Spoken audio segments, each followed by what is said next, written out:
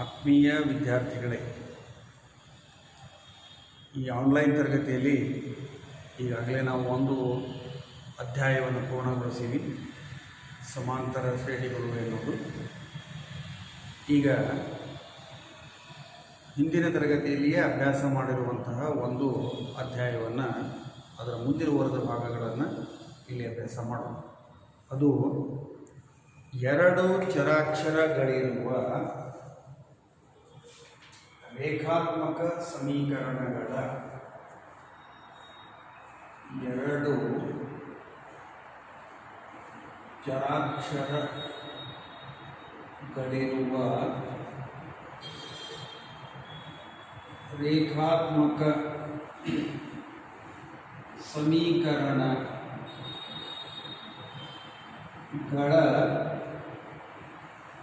ಜೋಡಿಗಳು ಅಂತ ಇದೆ ಪಾಠ. ಜೋಡಿಗಳು, ಎರಡು ಚರಾಕ್ಷರಗಳಿರುವ ರೇಖಾತ್ಮಕ ಸಮೀಕರಣದ ಜೋಡಿಗಳು. ಸೊ ಈಗ ನಾವು ಹಿಂದಿನ ತರಗತಿ 9ನೆಯಲ್ಲಿ ಏನು ಅಭ್ಯಾಸ ಮಾಡೀವಿ ಅನ್ನೋದನ್ನು ಸ್ವಲ್ಪ ನೆನಪಿಸ್ಕೊಳ್ಳೋಣ. ನೆನಪಿಸ್ಕೊಂಡು ಈ ವರ್ಷದ ಭಾಗಕ್ಕೆ ಬರೋಣ. ಎರಡು ಚರಾಕ್ಷರಗಳಿರುವ ರೇಖಾತ್ಮಕ ಸಮೀಕರಣ, ಇದರ ಬಗ್ಗೆ ನಾವು ಅಭ್ಯಾಸ ಮಾಡಿದ್ವಿ. ಇದನ್ನು ಈ ವರ್ಷ ಸೇರಿಸ್ಕೊಂಡು ಇದು ಏನು ಅಂತ ಒಂದು ಸ್ವಲ್ಪ ನೆನಪು ಮಾಡ್ಕೊಂಡು, ಎರಡು ಚರಾಕ್ಷರಗಳಿರುವಂತಹ ರೇಖಾತ್ಮಕ ಸಮೀಕರಣ ಅಂತ ಅಂದರೆ ಅಲ್ಲಿ ಎಡಭಾಗ ಬಲಭಾಗ ಅಂತ ಬಂತು. ಸಮತ್ವದ ಚಿಹ್ನೆಯನ್ನು ಒಳಗೊಂಡಿರುವಂತಹ ಗಣಿತ ವಾಕ್ಯ, ಈಕ್ವಲ್ ಟು ಚಿಹ್ನೆಯನ್ನು ಬಳಸಿರುವಂತಹ ಒಂದು ಗಣಿತ ವಾಕ್ಯಕ್ಕೆ ನಾವು ಸಮೀಕರಣ ಅಂತ ಕರೀತೀವಿ. ಇದು ಒಂದು ಭಾಗ. ಎರಡನೇದು, ಎರಡು ಚರಾಕ್ಷರಗಳಿರುವ ಉದಾಹರಣೆಗೆ ಎಕ್ಸ್ ಮತ್ತು ವೈ, ಎ ಮತ್ತು ಬಿ, ಎಂ ಮತ್ತು ಎನ್, ಪಿ ಮತ್ತು ಕ್ಯೂ, ಎಸ್ ಮತ್ತು ಟಿ, ಹೀಗೆ ಎರಡೆರಡು ಚರಾಕ್ಷರಗಳನ್ನು ಒಳಗೊಂಡಿರುವಂತಹ ಒಂದು ಸಮೀಕರಣ. ಆಮೇಲೆ ಇಲ್ಲಿ ಬಹಳ ಮಹತ್ವದ್ದಾಗಿ ನೀವು ಗಮನಿಸಬೇಕಾಗಿರ್ತಕ್ಕಂಥ ಅಂಶ ಏನು ಅಂತಂದರೆ ರೇಖಾತ್ಮಕ ಅಂತಂದರೆ ಘಾತಸೂಚಿ ಒಂದು ಹೊಂದಿರುವಂತಹ ಚರಾಕ್ಷರಗಳು. ಘಾತಸೂಚಿ ಒಂದಾಗಿರಬೇಕು, ಎರಡು ಚರಾಕ್ಷರಗಳಿರಬೇಕು, ಅದು ಒಂದು ಸಮೀಕರಣ ಆಗಿರಬೇಕು. ಸೊ ಇದನ್ನು ನಾವು ಎರಡು ಚರಾಕ್ಷರಗಳಿರುವ ರೇಖಾತ್ಮಕ ಸಮೀಕರಣ ಅಂತ ಕರೀತೀವಿ. ಉದಾಹರಣೆಗೆ x + y = 10. ಈ ಸಮತ್ವದ ಚಿಹ್ನೆ ಒಳಗೊಂಡಿರುವಂತಹ ಗಣಿತ ವಾಕ್ಯ. ಸೊ ಇದು ಒಂದು ಸಮೀಕರಣ. ಈ ಸಮೀಕರಣದಲ್ಲಿ ಎರಡು ಚರಾಕ್ಷರಗಳಿವೆ, x ಮತ್ತು y, ಎರಡು ಚರಾಕ್ಷರಗಳು. ಈ ಎರಡು ಚರಾಕ್ಷರಗಳು ರೇಖಾತ್ಮಕವಾಗಿವೆ, ಏಕಘಾತ ಸೂಚಿಯನ್ನು ಹೊಂದಿವೆ. ಇವುಗಳ ಘಾತಸೂಚಿ 1, ಘಾತಸೂಚಿ 1 ಅಂತ ಇತ್ತು ಅಂತಂದರೆ ರೇಖಾತ್ಮಕ ಸಮೀಕರಣ ಅಂತ ಅರ್ಥ. ಸೊ ಇದರ ಪರಿಚಯವನ್ನು ನಾವು ಹಿಂದಿನ ತರಗತಿಗಳಲ್ಲಿ ನೋಡಿದ್ವಿ. ಇನ್ನು ಈ ಥರದ ಸಮೀಕರಣಗಳು ಯಾವ ಸಂದರ್ಭಗಳಲ್ಲಿ ತೆಗೆದುಕೊಳ್ಳುತ್ತವೆ, ಯಾವ ಸಂದರ್ಭಗಳಲ್ಲಿ ನಾವು ಇವುಗಳನ್ನು ಬಳಕೆ ಮಾಡಬಹುದು ಅಂತಂದರೆ, ಒಂದು ಸಾಮಾನ್ಯ ಉದಾಹರಣೆಯನ್ನು ನೋಡೋಣ. ಎರಡು ನೋಟ್ಬುಕ್ ಮತ್ತು ಎರಡು ಪೆನ್, ಇವುಗಳ ಒಟ್ಟು ಬೆಲೆ 100 ರೂಪಾಯಿ. ಒಟ್ಟು ಬೆಲೆ ರೂಪಾಯಿ 100 ಅಂತ ಇದ್ದರೆ ಇದನ್ನು ಒಂದು ರೇಖಾತ್ಮಕ ಸಮೀಕರಣವಾಗಿ ವ್ಯಕ್ತಪಡಿಸಿ ಅಂತ ಬಂದರೆ, ಇಂತಹ ಸಂದರ್ಭಗಳಲ್ಲಿ ನಾವು ಇದನ್ನು ಎರಡು ಚರಾಕ್ಷರಗಳಿರುವ ರೇಖಾತ್ಮಕ ಸಮೀಕರಣವಾಗಿ ವ್ಯಕ್ತಪಡಿಸ್ತೀವಿ. ಹೇಗೆ? ಒಂದು ನೋಟ್ಬುಕ್ಕಿನ ಬೆಲೆ x ಆಗಿರಲಿ ಅಂತ ಕರೆಯೋಣ, ಒಂದು ಪೆನ್ನಿನ ಬೆಲೆ y ಆಗಿರಲಿ ಅಂತ ಕರೆಯೋಣ, ಎರಡು ಪೆನ್ನುಗಳ ಬೆಲೆ 2y, ಎರಡು ನೋಟ್ಬುಕ್ಕಿನ ಬೆಲೆ 2x. ಸೊ ಎರಡು ನೋಟ್ಬುಕ್ 2x, ಎರಡು ಪೆನ್ನುಗಳು 2y. ಈ ಎರಡು ನೋಟ್ಬುಕ್ಕು ಮತ್ತು ಎರಡು ಪೆನ್ನುಗಳ ಒಟ್ಟು ಬೆಲೆ 2x + 2y, ಇದು 100 ರೂಪಾಯಿ ಆಗಿರುತ್ತದೆ ಅಂತ ಸಮೀಕರಣ ರೂಪದಲ್ಲಿ ವ್ಯಕ್ತಪಡಿಸಬಹುದು. ಸೊ ಇಂತಹ ಸಂದರ್ಭಗಳಲ್ಲಿ, ಇಂತಹ ಉದಾಹರಣೆಗಳಲ್ಲಿ ಎರಡು ಚರಾಕ್ಷರಗಳನ್ನು ಒಳಗೊಂಡಿರುವಂತಹ ಒಂದು ರೇಖಾತ್ಮಕ ಸಮೀಕರಣವಾಗಿ ನಾವು ಅದನ್ನು ವ್ಯಕ್ತಪಡಿಸಬಹುದು. ಇದು ಬಹಳ ಇಂಪಾರ್ಟೆಂಟ್. ನೆನಪಿಡ್ರಿ ವಿದ್ಯಾರ್ಥಿಗಳೇ, ಇದು ಒಂದು ಸಮೀಕರಣ. ಈ ಸಮೀಕರಣದಲ್ಲಿ ಎರಡು ಚರಾಕ್ಷರಗಳಿವೆ. ಈ ಎರಡು ಚರಾಕ್ಷರಗಳಿರುವಂತಹ ಸಮೀಕರಣದಲ್ಲಿ ರೇಖಾತ್ಮಕವಾಗಿವೆ, ಘಾತಸೂಚಿಯು 1 ಆಗಿದೆ. ಎರಡು ಚರಾಕ್ಷರಗಳಿರುವ ರೇಖಾತ್ಮಕ ಸಮೀಕರಣ ಇದನ್ನು ಹಿಂದಿನ ತರಗತಿಗಳಲ್ಲಿ ಅಭ್ಯಾಸ ಮಾಡಿ. ಆಮೇಲೆ ಇದರ ಒಂದು ಆದರ್ಶ ರೂಪವನ್ನು ಕೂಡ ನಾವು ಹಿಂದಿನ ತರಗತಿಯಲ್ಲಿ ನೋಡಿ. ಎರಡು ಚರಾಕ್ಷರಗಳಿರುವ ರೇಖಾತ್ಮಕ ಸಮೀಕರಣದ ಆದರ್ಶ ರೂಪ standard form ax plus by plus c is equal to 0. ಇದು ಆದರ್ಶ ರೂಪ. ಇಲ್ಲಿ x ಮತ್ತು y ಎರಡು ಚರಾಕ್ಷರಗಳು a, b ಮತ್ತು c ವಾಸ್ತವ ಸಂಖ್ಯೆಗಳಾಗಿವೆ. a ಮತ್ತು b ಮತ್ತು c ಗಳು ವಾಸ್ತವ ಸಂಖ್ಯೆಗಳಾಗಿರುತ್ತವೆ. ಸೊ ಇದು ಎರಡು ಚರಾಕ್ಷರಗಳಿರುವ ರೇಖಾತ್ಮಕ ಸಮೀಕರಣದ ಆದರ್ಶ ರೂಪ. ಒಂದು ಈ ನಿಯಮ ಏನು, ಕಂಡೀಷನ್ ಏನು ಅಂತಂದ್ರೆ ಎ ಮತ್ತು ಬಿಗಳು 0ಕ್ಕೆ ಸಮ ಇರಬಾರದು. ಎ 0 ಆದರೂ ಎಕ್ಸ್ ಚರಾಕ್ಷರ ಹೋಗಿಬಿಡುತ್ತೆ, ಬಿ 0 ಆದ್ರೂ ಎಕ್ಸ್ ಚರಾಕ್ಷರ ಹೋಗಿಬಿಡುತ್ತೆ. ಅದು ಎರಡೂ 0 ಈ ಒಂದು ನಿಯಮದ ಆಧಾರದ ಮೇಲೆ ಎ ಬಿ ಸಿ ವಾಸ್ತವ ಸಂಖ್ಯೆಗಳಾಗಿದ್ದಾಗ ax plus by plus C ಎಂಬುದು ಎರಡು ಚರಾಕ್ಷರಗಳಿರುವ ರೇಖಾತ್ಮಕ ಸಮೀಕರಣದ ಆದರ್ಶ ರೂಪವಾಗುತ್ತದೆ. ಸೊ ಇನ್ನು ಇದರ ರೇಖಾಗಣಿತೀಯ ಪ್ರತಿನಿಧಿಸುವಿಕೆಯನ್ನು ನಾವು ಹಿಂದಿನ ತರಗತಿಗಳಲ್ಲಿ ಅಭ್ಯಾಸ ಮಾಡಿದ್ವಿ. ರೇಖಾಗಣಿತೀಯವಾಗಿ ಅಂದರೆ ನಕ್ಷೆಗಳ ಮೂಲಕ ಗುರುತಿಸುವುದನ್ನು ರೇಖಾಗಣಿತೀಯವಾಗಿ ಅಂತ ಕರೆಸಿಕೊಳ್ಳುತ್ತೆ. ಗ್ರಾಫ್ ಮೂಲಕ ಯಾವುದೇ ನಾವು ರೇಖಾತ್ಮಕ ಸಮೀಕರಣಗಳಾಗಿದ್ದರೆ ರೇಖಾತ್ಮಕ ಸಮೀಕರಣದ ನಕ್ಷೆಯು ಯಾವಾಗಲೂ ಸರಳ ರೇಖೆಯಾಗಿರುತ್ತದೆ, ಯಾವುದೋ ಒಂದು ಸರಳ ರೇಖೆಯಾಗಿರುತ್ತದೆ. ಈ ಥರದ ನಕ್ಷೆಗಳನ್ನು ರೇಖಾಗಣಿತೀಯವಾಗಿ ಜಾಮೆಟ್ರಿಕಲಿ ಈ ರೀತಿ ಸೂಚಿಸುವುದು ನಮಗೆ ಗೊತ್ತು. ಇನ್ನು ಈ ಎರಡು ಚರಾಕ್ಷರಗಳಿರುವ ರೇಖಾತ್ಮಕ ಸಮೀಕರಣದಲ್ಲಿ ಈಗ ಉದಾಹರಣೆಗೆ ಇದನ್ನೇ ತಗೊಳ್ಳೋಣ. X plus y is equal to 10 ಎನ್ನುವ ಒಂದು ಸಮೀಕರಣದಲ್ಲಿ ಎಕ್ಸ್ಗೆ ಯಾವುದೇ ಒಂದು ಬೆಲೆಯನ್ನು ತಗೊಂಡ್ರೆ ಅದಕ್ಕೆ ಅನುರೂಪವಾದ ವೈ ಒಂದು ಬೆಲೆ ಇದ್ದೇ ಇರುತ್ತೆ. ಅಂದರೆ ಎಕ್ಸ್ ಇಸ್ ಈಕ್ವಲ್ ಟು 2 ಅಂತ ಆದರೆ ವಾಯಿನ ಬೆಲೆಯು 8 ಆಗುತ್ತದೆ. 2 ಈ ಕಡೆ ತಗೊಂಡ್ರೆ 10 - 2 8 ಆದ್ರಿ. ಅವಾಗ 2 ಮತ್ತು 8 ಅನ್ನುವಂಥದ್ದನ್ನು ಇದನ್ನು ನಾವು ಈ ರೇಖಾತ್ಮಕ ಸಮೀಕರಣದ ಪರಿಹಾರ ಎಂದು ಕರೆಯುತ್ತಾರೆ. ಪರಿಹಾರ. ಸೊ ಇನ್ನು ಎಕ್ಸ್ ಇಸ್ ಈಕ್ವಲ್ ಟು 3 ಅಂತ ಆದರೆ y is equal to 7, x is equal to 1 ಆದರೆ y is equal to 9, x is equal to 8 ಆದರೆ ವೈ ಇಸ್ ಈಕ್ವಲ್ ಟು 2. ಎಷ್ಟು ಪರಿಹಾರಗಳನ್ನು ಬರೆಯಬಹುದು? ಅನಂತ ಪರಿಮಿತ ಪರಿಹಾರಗಳನ್ನು ನಾವು ಬರೆಯಬಹುದು. ಎರಡು ಚರಾಕ್ಷರಗಳಿರುವ ರೇಖಾತ್ಮಕ ಸಮೀಕರಣಕ್ಕೆ ಬೇರೆ ಬೇರೆ ಎಕ್ಸ್ನ ಬೆಲೆಗಳಿಗೆ ಅನುಗುಣವಾಗಿ ವಾಯ್ನ ಬೇರೆ ಬೇರೆ ಬೆಲೆಗಳಿರುವಂತಹ ಪರಿಹಾರಗಳನ್ನು ನಾವು ಅನಂತ ರೂಪದಲ್ಲಿ ನಾವು ಬರೆದು ತೋರಿಸ್ತೀವಿ. ಸೊ ಇದಿಷ್ಟು ಭಾಗಗಳನ್ನು 9ನೆಯ ತರಗತಿಯಲ್ಲಿ ನಾವು ಅಭ್ಯಾಸ ಮಾಡಿದ್ದೇವೆ. ಇದು ನಮಗೆ ಈ ವರ್ಷದ ಭಾಗಕ್ಕೆ ಅವಶ್ಯಕತೆ ಇದೆ. ಸೊ ನಾನು ಹೇಳಿದ್ದನ್ನು ಇನ್ನೊಮ್ಮೆ ಪುನರಾವರ್ತನೆ ಮಾಡ್ತೀನಿ, ಗಮನವಿಟ್ಟು ಕೇಳ್ರಿ. ಎರಡು ಚರಾಕ್ಷರಗಳಿರುವ ರೇಖಾತ್ಮಕ ಸಮೀಕರಣಗಳು, ಎರಡು ಚರಾಕ್ಷರಗಳಿರಬೇಕು. ರೇಖಾತ್ಮಕ ಪದದ ಅರ್ಥ ಘಾತಸೂಚಿ 1. ಇದು ಒಂದು ಸಮೀಕರಣ, ಸಮತ್ವದ ಚಿಹ್ನೆಯನ್ನು ಒಳಗೊಂಡಿರುವಂತಹ ಗಣಿತ ವಾಕ್ಯ. ಇನ್ನು ಎಂತಹ ಸಂದರ್ಭದಲ್ಲಿ, ಯಾವ ಉದಾಹರಣೆಗಳಲ್ಲಿ ಈ ರೇಖಾತ್ಮಕ ಸಮೀಕರಣಗಳು ಬಳಕೆಯಲ್ಲಿ ಬರ್ತಾವು ಅನ್ನೋದಕ್ಕೆ ಇದು ಒಂದು ಸಣ್ಣ ಉದಾಹರಣೆಯಾಗಿದೆ. ಇನ್ನು ಇಂತಹ ರೇಖಾತ್ಮಕ ಸಮೀಕರಣಗಳನ್ನು ನಕ್ಷೆಗಳ ಮೂಲಕ ಪ್ರತಿನಿಧಿಸುವುದನ್ನು ರೇಖಾಗಣಿತೀಯವಾಗಿ ಪ್ರತಿನಿಧಿಸುವಿಕೆ ಎಂದು ಕರೆಯುತ್ತಾರೆ.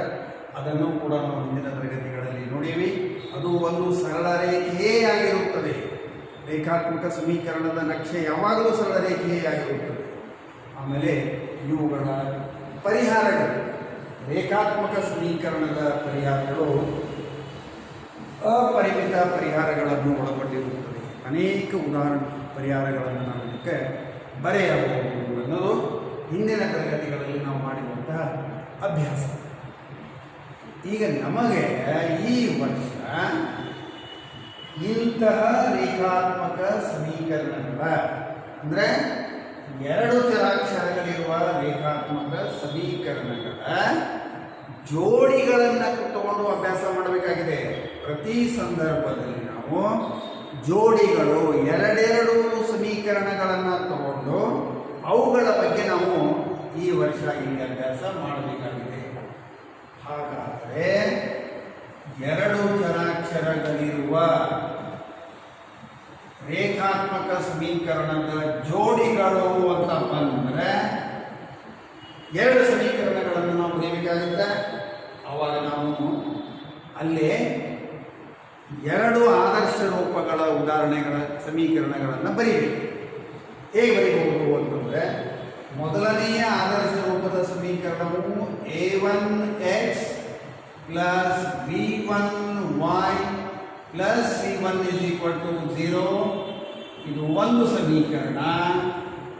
ಇನ್ನೊಂದು a2x plus b2y plus c2 0 ಇದು ಇನ್ನೊಂದು ರೇಖಾತ್ಮಕ ಸಮೀಕರಣ.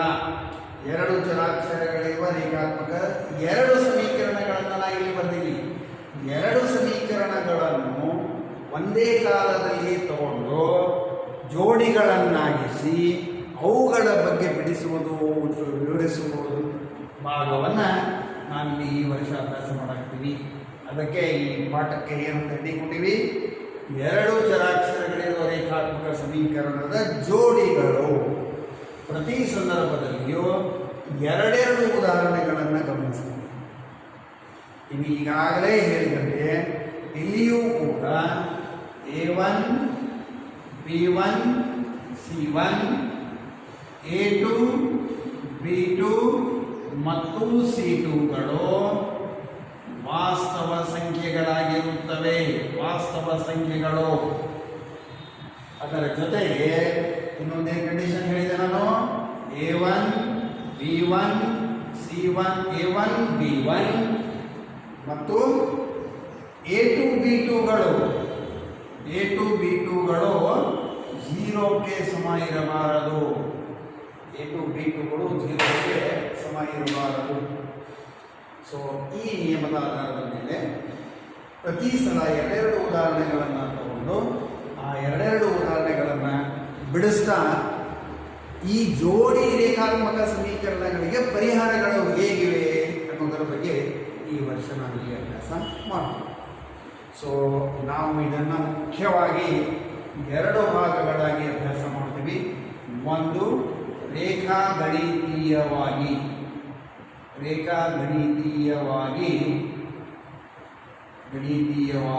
ಒಂದು ವಿಧಾನದಿಂದ ಪರಿಹಾರಗಳನ್ನು ಹೇಳೋದು. ಇನ್ನೊಂದು ಬೀಜಗಣಿತೀಯವಾಗಿ ಅಥವಾ ಬೀಜಗಣಿತೀಯ ವಿಧಾನ, ರೇಖಾಗಣಿತೀಯ ವಿಧಾನ ಅಂತಕ್ಕಂಥದ್ದು ತಪ್ಪಿಲ್ಲ. ಜಾಮೆಟ್ರಿಕಲ್ ಮೆಥಡ್, ಅಲ್ಜಿಬ್ರೈಕ್ ಮೆಥಡ್, ರೇಖಾಗಣಿತೀಯ ವಿಧಾನ. ಸೊ ನಾವೀಗ ಇವುಗಳ ಸಹಾಯದಿಂದ ಜೋಡಿ ರೇಖಾತ್ಮಕ ಸಮೀಕರಣಗಳನ್ನು ಹೇಗೆ ಬಿಡಿಸಬಹುದು, ಅವುಗಳನ್ನು ಹೇಗೆ ನಾವು ಪರಿಹಾರಗಳನ್ನಾಗಿ ಮಾಡಬಹುದು ಅನ್ನೋದ್ರ ಬಗ್ಗೆ ಅಭ್ಯಾಸ ಮಾಡೋದಿದೆ.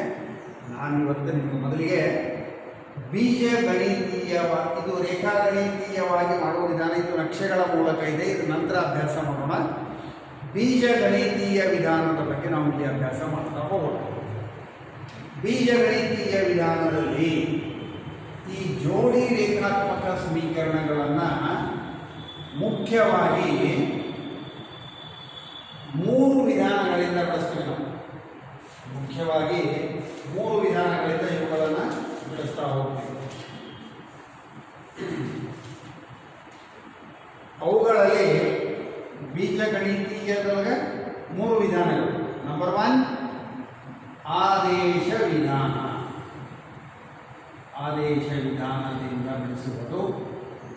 ನಂಬರ್ 2 ವರ್ಜಿಸುವ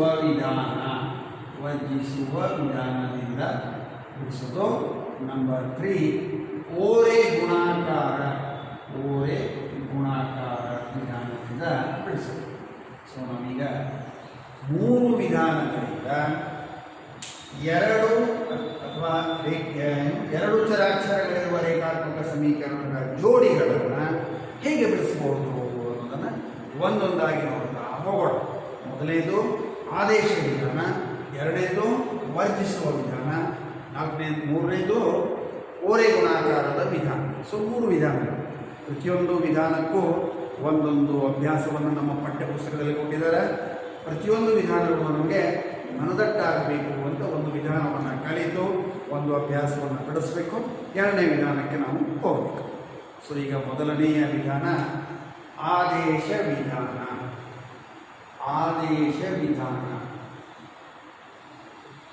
ಸೊ ಈ ಆದೇಶ ವಿಧಾನದಿಂದ 2 ಚರಾಕ್ಷರಗಳಿರುವ ರೇಖಾತ್ಮಕ ಸಮೀಕರಣಗಳನ್ನು ನಾವು ಹೇಗೆ ಬಿಡಿಸಬಹುದು ಅನ್ನೋದನ್ನು ನೋಡೋಣ.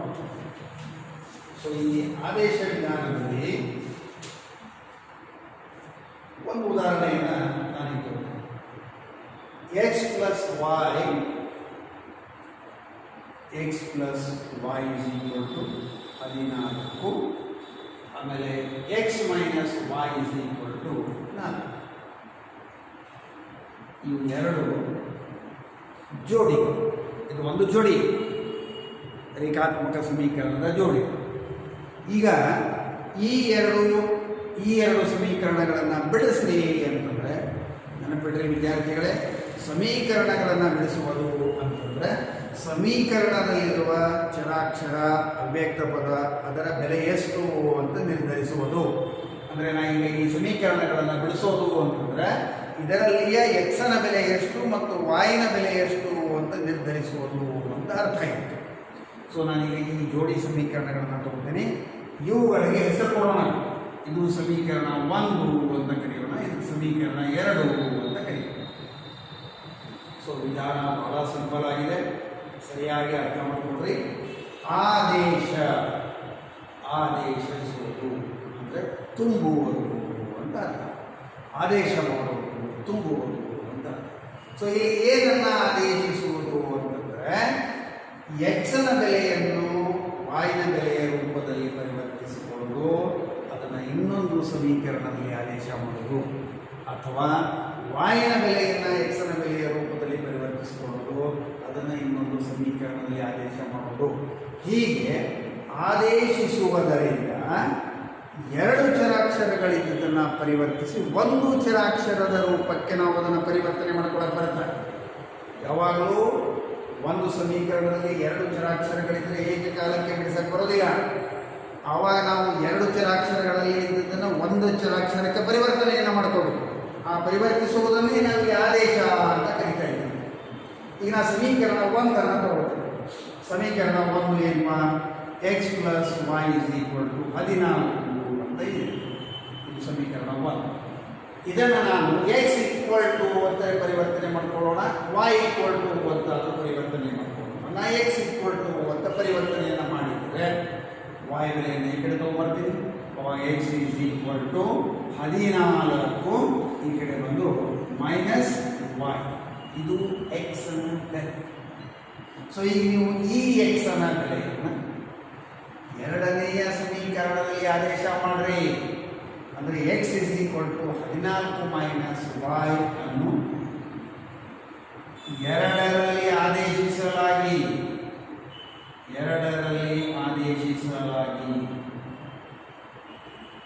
ಎಲ್ಲಿ x ಇದೆಯೋ ಈ ಬೆಲೆಯನ್ನು ಆದೇಶ ಮಾಡೋಣ. ಅಂದರೆ ಎರಡನೇ ಸಮೀಕರಣ ಏನು? x minus y is equal to 4. ಅಂದರೆ x ಜಾಗದವು ಸರ್ ಇಲ್ಲಿ ನಾವು ಈ ಬೆಲೆಯನ್ನು ಆದೇಶ ಮಾಡಿಕೊಳ್ಳೋಣ. 14 ಮೈನಸ್ y ಇದು x.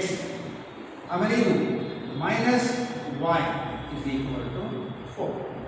ಈಗ ನಮಗಿದು 14 minus y minus 2y is equal to 4. ಯಾವುದಕ್ಕೂ ಪರಿವರ್ತನೆ ಆದ್ರಿ? ಒಂದೇ ಚರಾಕ್ಷರವಿರುವ ರೇಖಾತ್ಮಕ ಸಮೀಕರಣಕ್ಕೆ ಪರಿವರ್ತನೆ ಆಯಿತು. ಎರಡು ಚರಾಕ್ಷರಗಳಿಂದ ಒಂದು ಚರಾಕ್ಷರಕ್ಕೆ ಪರಿವರ್ತನೆ ಮಾಡ್ಕೋಬೇಕು. ಇನ್ನು y ನ ಬೆಲೆಯನ್ನು ಕಂಡುಹಿಡಿಯೋದು. ಸೊ 14 ಈ ಕಡೆ ತಗೊಂಡು ನೋಡೋಣ. ಸೊ -2y = 14 ಇದು 4 14 ಅಲ್ಲ ಇಲ್ಲಿ 4 -14 -10 ಇದು 2 y ನ ಬೆಲೆ. ಆದ್ದರಿಂದ y = -10 divided by -2 = 5 -+.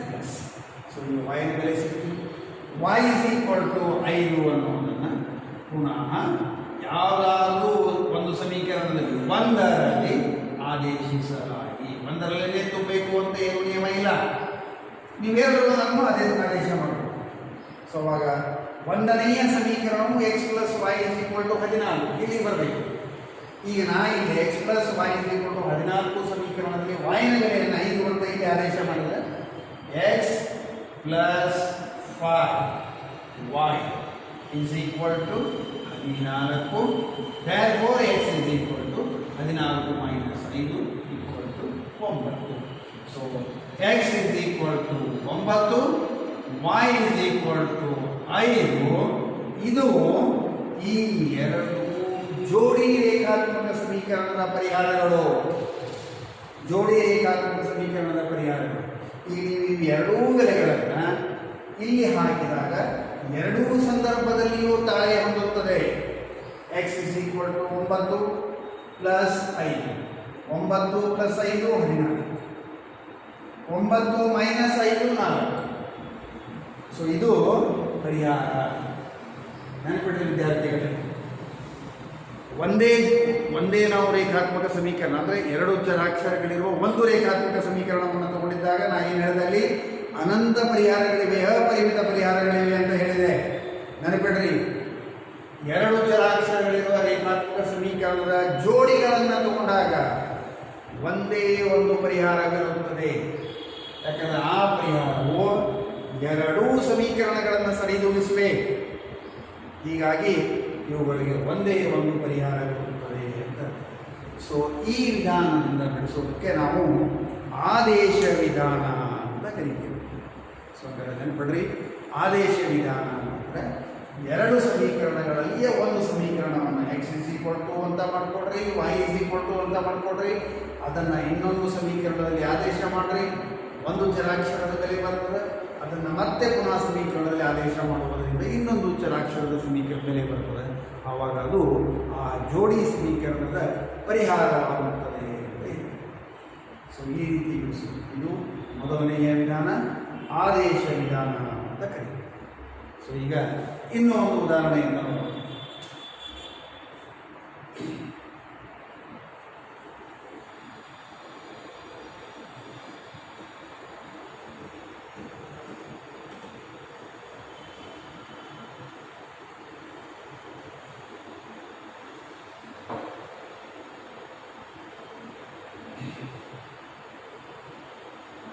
S minus t = 3. ಇದು ಒಂದು ಸಮೀಕರಣ. sy3 plus t/2 =